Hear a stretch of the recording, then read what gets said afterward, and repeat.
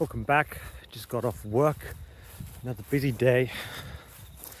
Today it was just my old job, and then tomorrow heading back to the Rangers. It's a bit of a mix mash this week. I'm Monday old job, Tuesday Rangers, Wednesday today old job, tomorrow Rangers, and then Friday back at the old job. So mixing it up at the moment. At my old job I work split days, Monday, Wednesday, Friday, because we have a shared work ute.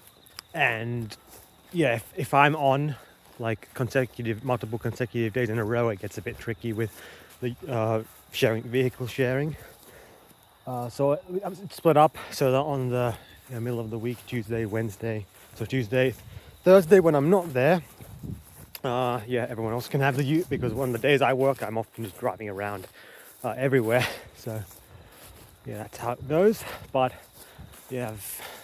I've set it up so that on those 2 days where I don't work here, I go to work with the Rangers. So that's basically full-time work. I'm also changing the structure of these videos. You might notice NoFap is no longer in the title. Instead, you might notice that I've put a number next to the title of the video. Today would be day 3 or 4. No, day 4. Yeah, day 4. Well, it's still day 3 when I'm recording this. This will be for tomorrow's video. You will see this on day 4. So #4. So whatever number you see after the title, that is going to be what day of semen retention I'm currently on. That's the way I'm going to work it. Then I'll just do dedicated videos for milestones, because I don't want this channel to just be a NoFap channel. I want it to be a space where I can talk about all these different topics. Like yesterday I ended up talking about my thoughts on the current situation with Trump and the war in Iran, which I will speak more on that. There's a lot more I want to say on that. It's changing rapidly day by day, of course, as more news comes in. And I also want to share specifically what's going on here in Australia, because we're currently in for some very interesting times.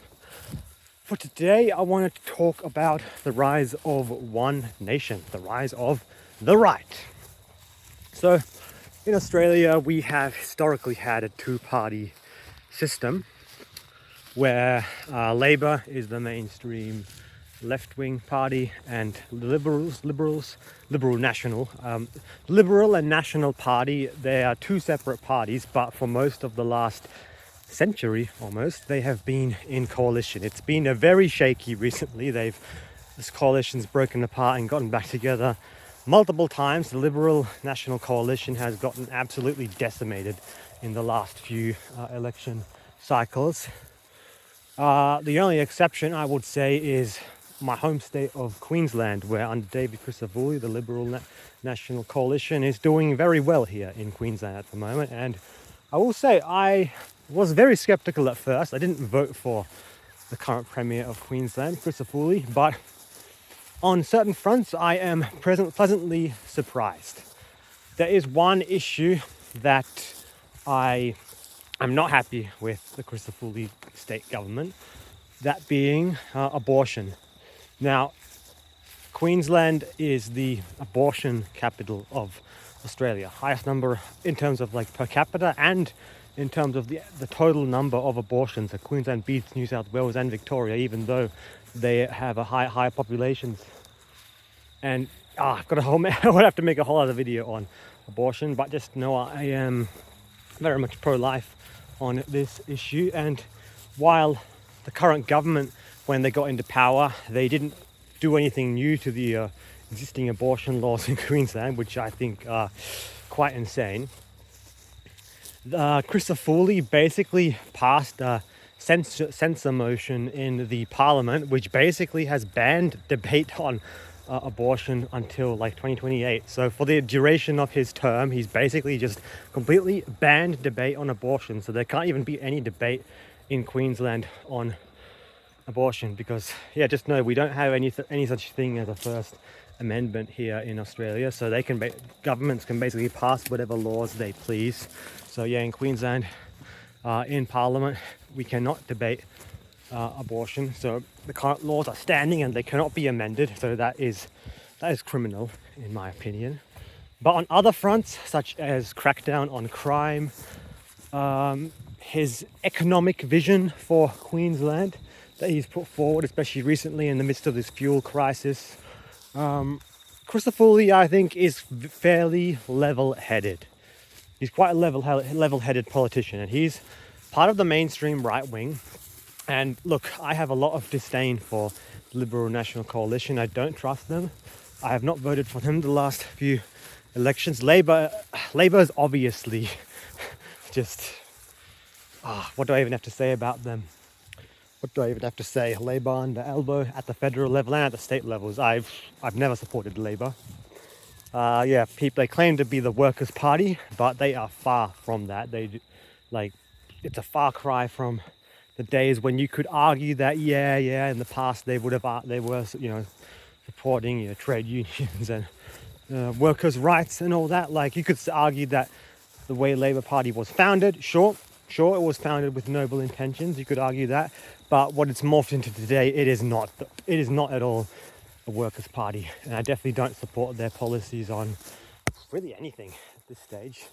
But the Liberal National Coalition they're just weak. They've had successive weak leadership, and that's why at every single turn they have utterly crumbled and lost to Labour. And now we're at the point where the two-party system in Australia is finally breaking down. Case in point being the South Australian state election, which just happened like a month ago. Now, in South Australia, there was a Labor state government in power before, and the Labor state government remained in power with a slightly increased majority, because the Liberal Party in South Australia was absolutely crushed. Labor got like most seats, and they won the first preference vote. And One Nation, believe it or not, came second in first preference votes, beating out the Liberal Party. So that's the first time in modern Australian history that a third party, none of the two major parties, have done reasonably well. Now you would argue, well, One Nation has been unable to form government. It's not like they're not directly opposition. They're not in opposition yet, but it is a strong result for them, the strongest result that they've ever had.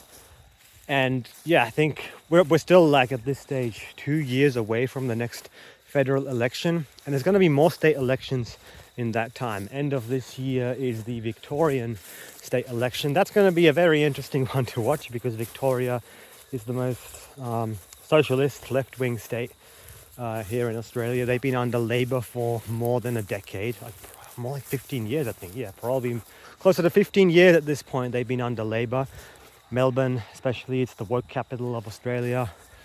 Victoria is the most woke state. Melbourne especially is having real issues with youth crime, gang violence.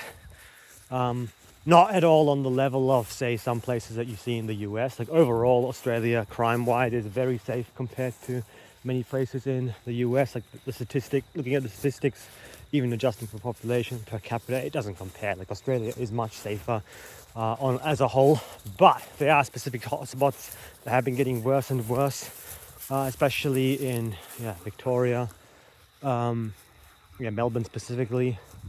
And there's issues, of course, with immigration as well. Immigration has been a big issue.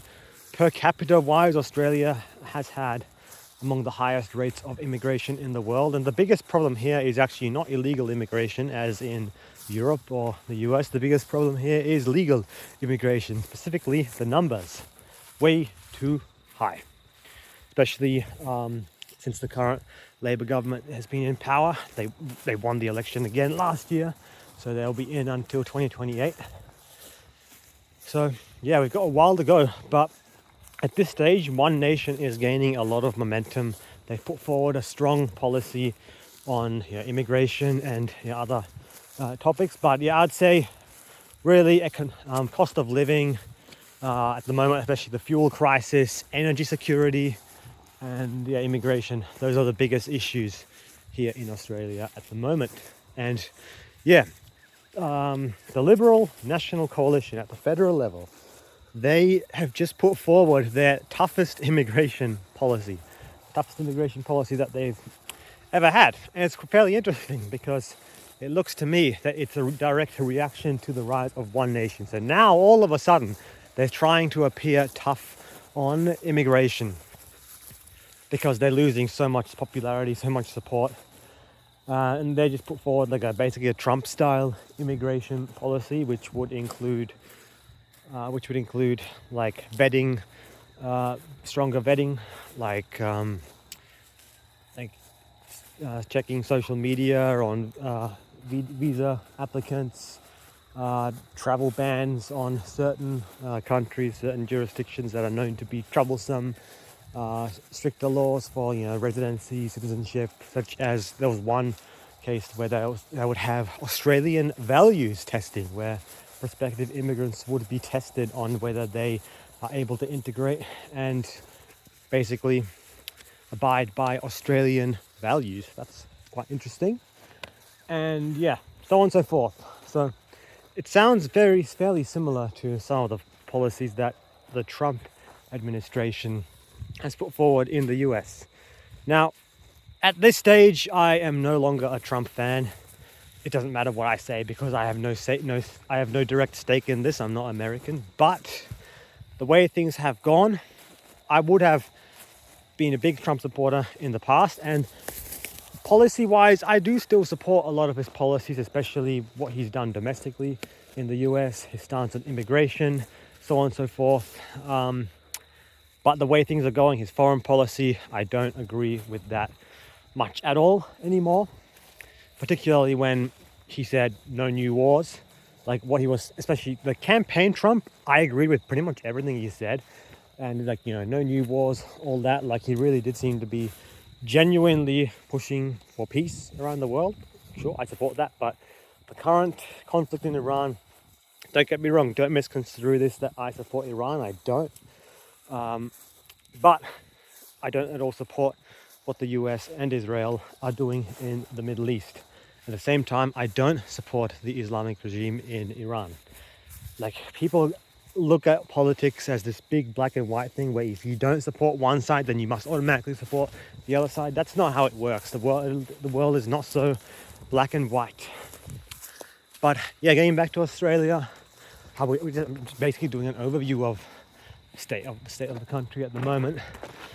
Getting back to Australia, the big issue at the moment is the fuel crisis and energy security. With the conflict in Iran, we have been completely exposed to global oil price shocks, supply disruptions, because we're not at all energy independent, especially when it comes to oil. And it's absolutely ridiculous. A country like Australia, we have basically all the natural resources we could need. We could easily be, if we managed it properly, we could easily become an autarky, energy independent. We should not all be dependent on all these imports. And yeah, really, realistically, Australia should be an energy superpower. I'll have to do a whole series of videos talking about the problem with Australia's energy infrastructure. One big issue that has occurred is over the last 20 years, many of Australia's refineries have been shut down. At the turn of the century, we still had 8 refineries operating. Now we only have 2 left. Over the last 20 years, 6 refineries have shut down. That is absolutely insane. So yeah, that is pretty much it for this one. Just a brief overview of everything. So yeah, I just want to share my thoughts on this because we're in very interesting times, and I want to use it as an archive as well because things are changing so fast.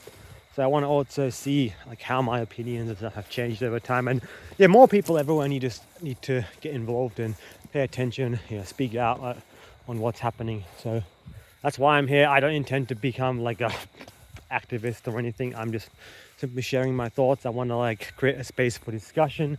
Even if you disagree with some of my points, feel free, comment down below. I'm interested to hear your thoughts. But yeah, that's it for this one. Sun is going down. Out for the evening walk, and yeah, I'll see you all in the next one. Onwards and upwards.